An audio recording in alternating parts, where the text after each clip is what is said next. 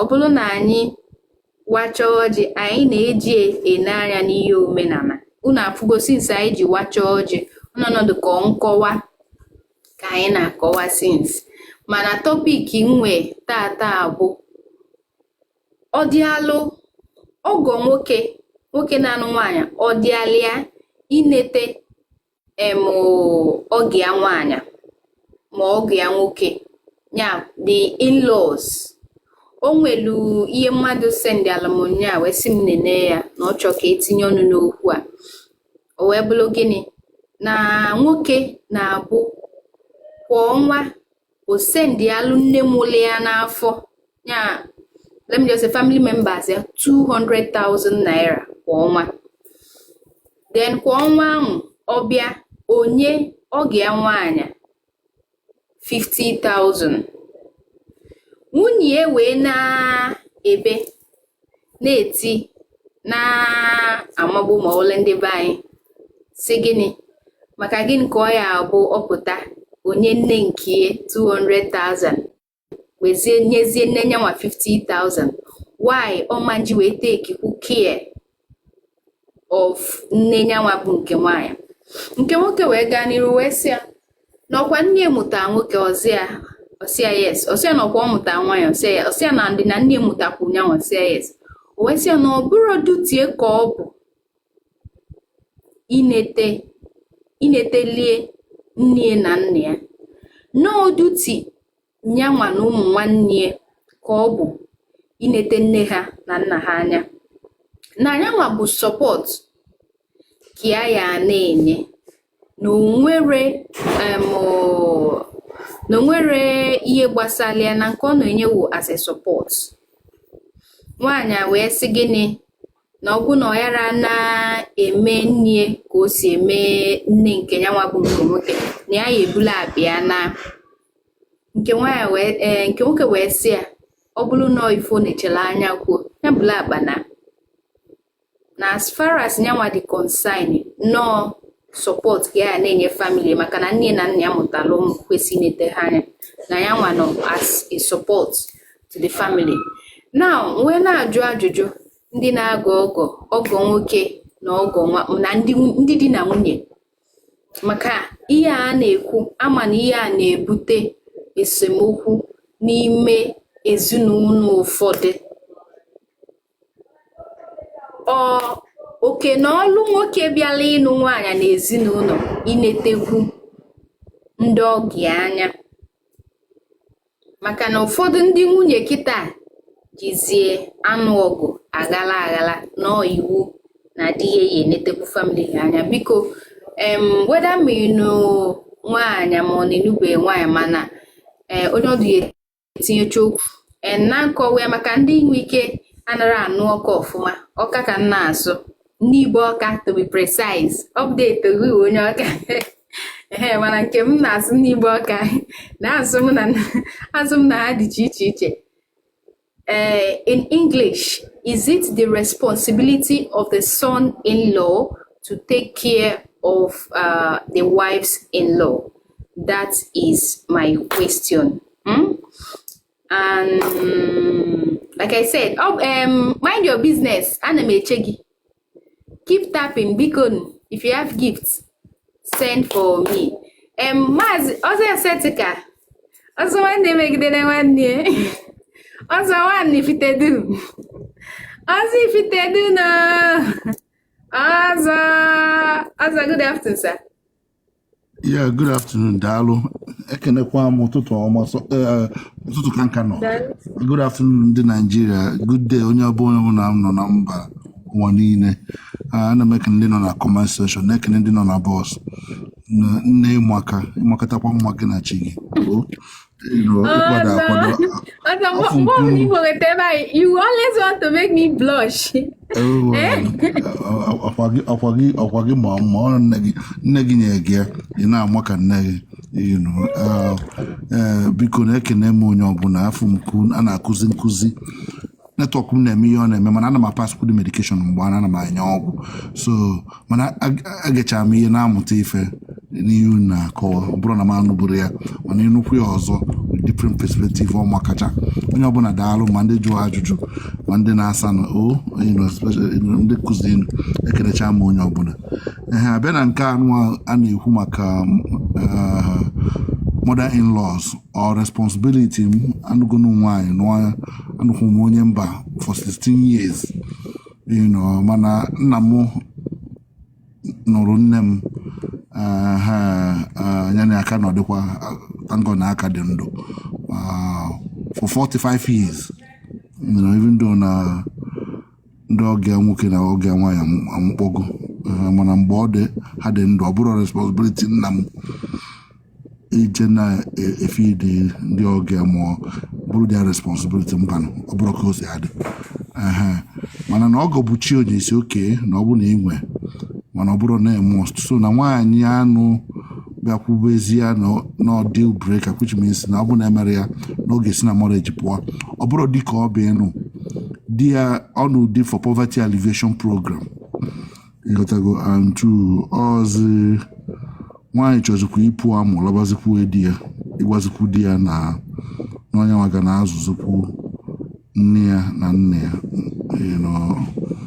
ọ dịrọ proper na ọmari ya na so na ọ bụ na ọmụọ mmasị ya naba na udo na ọnwụ mazi aka ya esi wee mụọ ụmụaka ka ọsọ mme n'idi ya na ọbụla mụ na ya amụgo ụmụaka na bụrụkwa onwe ihe ndị be anyị na-emekaba most of the time apụta analụ nwaanyị nwa because na ihe na-emezi na nwaanyị ara na-afụ nwa mba ụmụaka chọkwa agakwa be ihe na ebe ọ bụ na nwaanyị chọrọ eme ụmụaka chọkwa aga be maọmị ha mechakwa anata alaki nkọchọ ndị Igbo bụ otu mana ọ bụrụ na alụ nwaanyị nwa ana m ekwu mbịa na ala ifte duru nata na be anyị nụ ala ebe mesị na obi ajọka unu a na-enye ya isi duto na afọ iri na amị ihe na nke mana ya tachara nsị ya na ọjọka na nwaanyị chọrọ ụmụ enwe ihe na mana nke a bụ different topic mana ọ ya na ya na biko nụrụ nwaanyị ọzọ ekenekwa m daalụ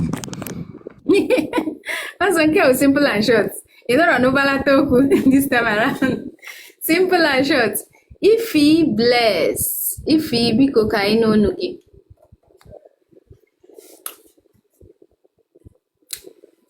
Inokwa so. If he bless, so. Update, inugo nwaanyị nke ka na-agba alaba nkụ. Nanugo nwaanyị. Okay. Ngwa.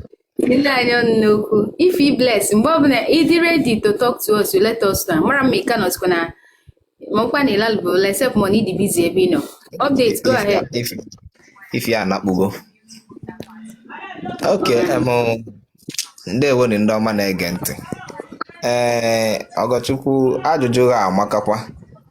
The topic mara mma nke ukwuu n'ihi na ọ na-eti izu ọgba aghara na ọtụtụ ezinụlọ ịghọta ebe nwoke ga-anụ nwaanyị na-anụzikwu ndị be nwunye ọ dịkwa mma ma nwoke ji iwe na-eme gịnị na-enete ndị be nwunye anya duto n'ọfazụ nwunye ọ bụ na ọbụla mafụ nwunye n'ụwa ma n'ime ekize mandatory na iwu ka ọ bụ na ihe ọ bụ na mụ bụ nwoke meelu nne m na mmemme elie nne nke gị ebe a nka adakwala ya ịghọta duto na nne gị aṅụ abụrụ ọsọ gị ka ọmụ ọ bụgodu na ọsọ gị ka ọmụ nete nne gị anya ka mee gịnị ka nnete nne m anya that doesn't mean na m nwa agakwa na-enete nne gị anya one m nwere ike ịghọta mana ọ bụ ọzọ ịghazi emie nọ iwu ka ọ bụ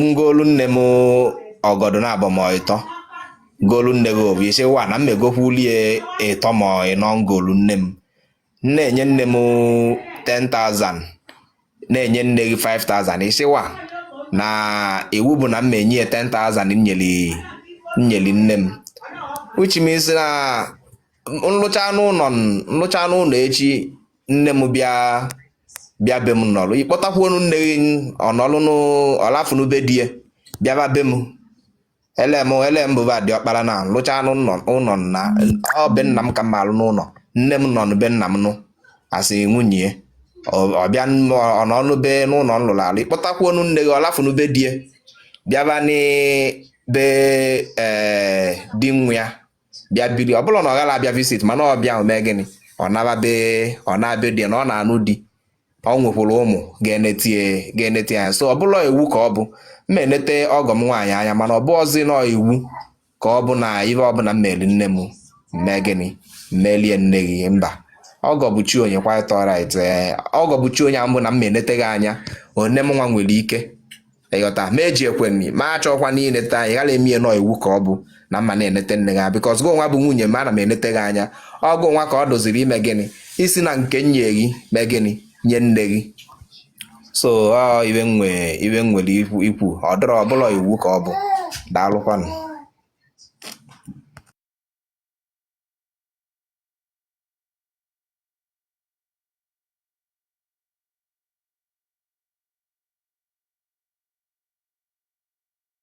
Mute mic ọ ga-anụ ma n'ihi. All right, thank you. Sorry. And because if he bless you, I come they check for you to talk to us. The next time my boga if you did not mood, my drop wagibiko. Bright in Spain. Nah, talk to us. Why any me no go why money no be, but whether me no money no rock. Why you can you malo? Ekelekwa m na ekele m ụlọ, ekele m ụmụnne m ndị Igbo, kelekwa ndị ahụ ndị Igbo ndị jọọ na ndị Igbo na-amasị maka na omenala Igbo atọka, asụsụ Igbo atọka, ihe ọbụla bụ Igbo atọka. So wọma ọzọ kwa wọma ọzọ na m ya werere onye Igbo. Emekwana mistake, nne m eme mistake ga-alụ dị ebe ọzọ, mụma ebe ọzọ, mụ na ebe ọ ga-enwe ezigbo problem. Were wee karịrị Igbo be anyị. Ihe niile megasị ebe a since morning. Mega enjoy, ezigbo enjoy. Ma nke m na-amarọ mfe na mụ awa onye Igbo, m na-ekele m ka na mme traditional mana anọ mfa. But I believe na small ana because na ihe ụkọchukwu ndị klaasị mere anyị dịtọ some family ebe amụ anyị from small ekuru gị ebudo na chọọchị ibudo small gawa ụka ime na-echefu some certain things. But ugbu a ka m nwoke biliri teta ọmara nke wu nke mụrakwa anyị nwakwa anya mere na travel be in China na Spain. So marakwa na nwe karịa omenala na ndị a wetara anyị ụka na ha na-emekwa nke ha. So ya were ya in terms of nke ọ gị na-ekwu daman ahụ isi wetara gị ihe ahụ even ọ dị ka mara ya bụ wee ejima mara onye ahụ wee ejima ọ na ọ nọ nso hia siko ka m nye ya mmanya ka ọ ṅụọ. Ego dị n'ụmụ mmanya ị na-ebe a wacha ọjị gigili bụ mmanya ihe eji wee gonye mmanya. Eji ngụgwọ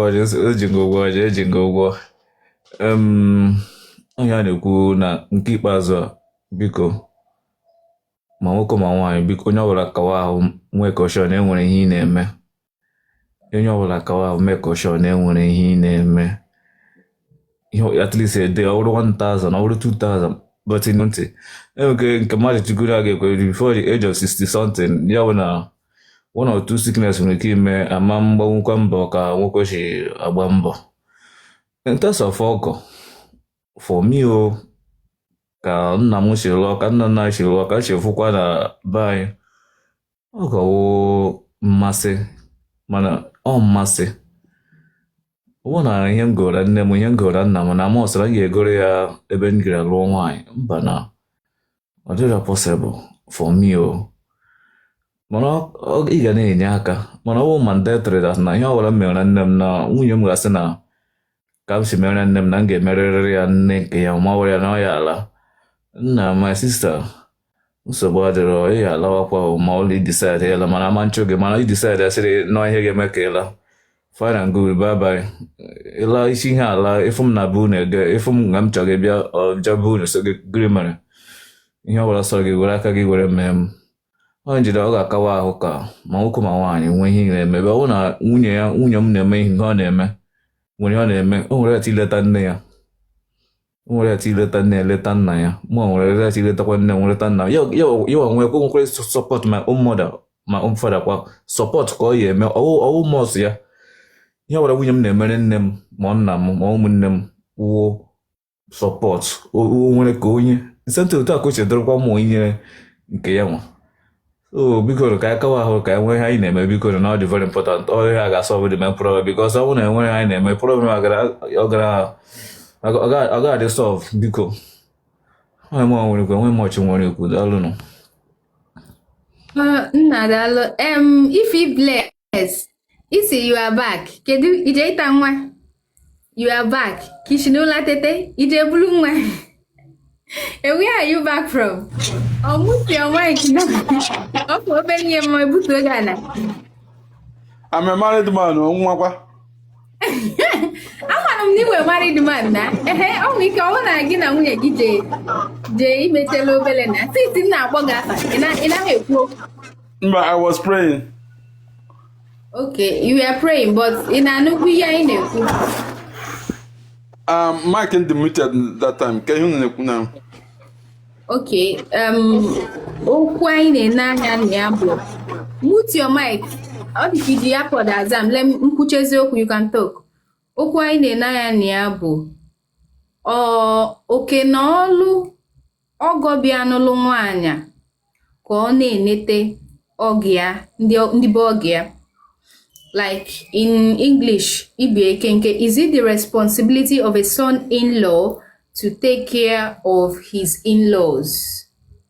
Oya inenanya. And aga m nilu kowa na onwelu otu nwoke nụlụ nwaanyị.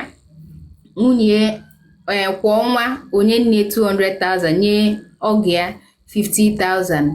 Nwunye wee na-aba kedu ife ọ ga-eji wee na-enye nne 50,000 ebe ọ na-enye nne nke nyanwa 200,000 na ọnwale ego na ọ na-enye nne nke yanwa ya nyekwuo nne nke nwoke wee sị na ọ bụrụ responsibility ka ọ bụ iteki care of nne na nne ya na o nwere ụmụ nwanne ọ gakwa nke nwaanyị wee gaa n'iru wee sị na ọ bụrụ na ọ ma na ọma mme ihe ọ na-emelu nne ebe nne nọ na ya ana nke nwoke sị na ọ bụrụ na ọ na-agụ anya nawa na ọ bụrụ responsibility na ya na ụmụ nwanne ka ọ dal ihe nyanwa no ime bụ ina support as an in-law. So biko ganiru kitinyela anyị ọnụ bright and updates biko nu very soon me use kwebo soon biko ndị nọ na comment section ọ bụrụ na ị chọọ itinyela anyị ọnụ n'okwu anyị na-ekwu dee na send your request dee na comment biko so that I can use bright na update boss we go to nenu. So if he bless talk to us, is it your responsibility to take care of your in-laws? Na wow, onye nwunye nwa na-enyezi ka iwuzi. Anwekwa ka ọ dị, but onye ọ gaziri na mere oge ọgọ ka obi dị ebe onye ọbụla mma ịghọtago. But ọ bụrụ na ọ bụ iwu ọ bụrụ responsibility ịghọtago. Mụ na onwe m n'ebe a ịmụ ụmụ ihe ndị ahụ a hapụrụ m ya. In fact, my wife na-eji aka I share money ka o si wee dị.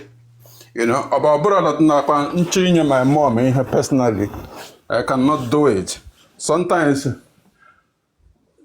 n'agbajiwe na onye nwe na-eme I still do both ways, right? Ọ bụrụ na ihe nchọ inye my mom na ọ ga-awe exactly the same thing m ga-enye ha mom ịghọtago. So ụmụ ihe ndị ahụ amara m I don't know how people na-esi aghọtazi onwe ha ihe abụrụ ihe dispositiveness okwu but ọ bụrụkwa na responsibility ọ bụrụ na the woman na ihe mere oge eji na nna ya na-achịkwa ike ya na-achị ike amakwa the truth so ọ bụrụ iwu atọọlụ but onye ọ gaziere mee n'oge ya na ọbụrụ ajọ ife ka ọ bụ. Okay, all right, thank you. Loveline good afternoon. Okay, I have baba afternoon from side eba mwa bubodino nne responsibility digi no enete nne gị na nna gị anya for your own responsibility as a wife or as a daughter to take care of your parents. Dalo.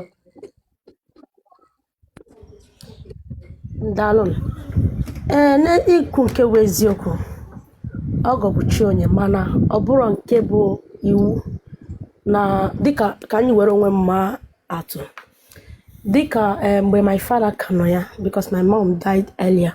So mgbe my dad nọ, ọ na-abụ sometimes ọga m gụrụ o were ihe sendara my dad, but ọ bụrụ nke na oke n'ọrụ dịrịla ya maka nna m nwekwara ụmụ nwoke nwee ụmụ nwanyị. So ha nwa na onwe ha na-enyekwa nna m, mana ịgwa gị eziokwu, nwaanyị ahụ ọ bụrụ na ọ ihe dị ya n'obi na ọ bụrụ na ọ gaghị enye gị nne ya ka o si enye nne nke ya na ọ chọrọ ịla gị mara na enwere ihe ọzọ dị ya n'obi, ma ọ wee enwere ihe ọzọ dị ya n'obi, ọ wụghị na ego ahụ bụ ihe mere na o ji chọọ ịla. Ọzọkwa dịkwa ka ibe ya awụrụkwa mebi na ọwụ nne ya na-akwanye ya, maka ụfọdụ nne gbakwara njọ. O nwere ike wụrụ nne ya na-akwanye ya si ya nata ka ị ga-esi lụọ dị mebi di gị ji ego ma ọwụ nka ị gaghị ịghọtala. Ụfọdụ nne chọrọ mebi ihe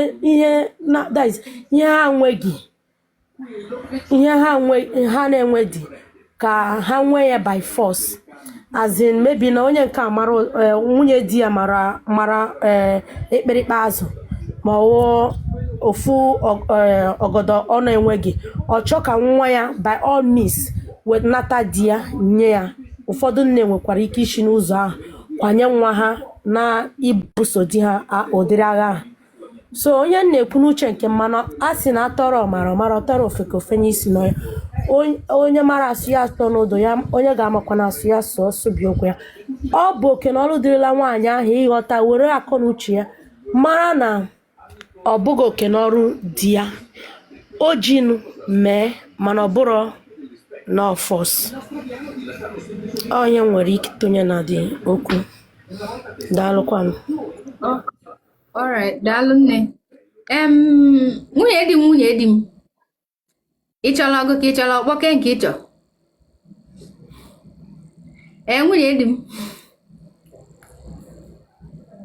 ihe kwukwu okwu gị taa mgbe e sụọrọ gị kenara na you will mute your mic and start talking.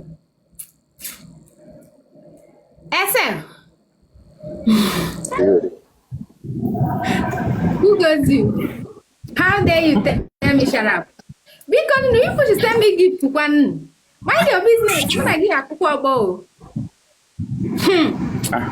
ihe ya bụ nu bịa ebe ọ dị high gifters unu ya bịa ebe a nọla na ebe a kụọ ike paa na-ege ntị nna ebe a 5 na nọ na-enene so nsi ruma mbọchị mma firewood ka mbe ka ndị chọta ọkpọ ndị jita hand glove eji akọ meji na-akụ n'ọgbọ kpacharịkwa na anyị nwere dere ataka ngwere nọdụ ofu ebe ka m kwuo ihe njọrọ iwu. Nwanne m nwoke Bright enwere ihe so nwaanyị ekwechiri nna na ihe dị n'ụlọ ya apụwa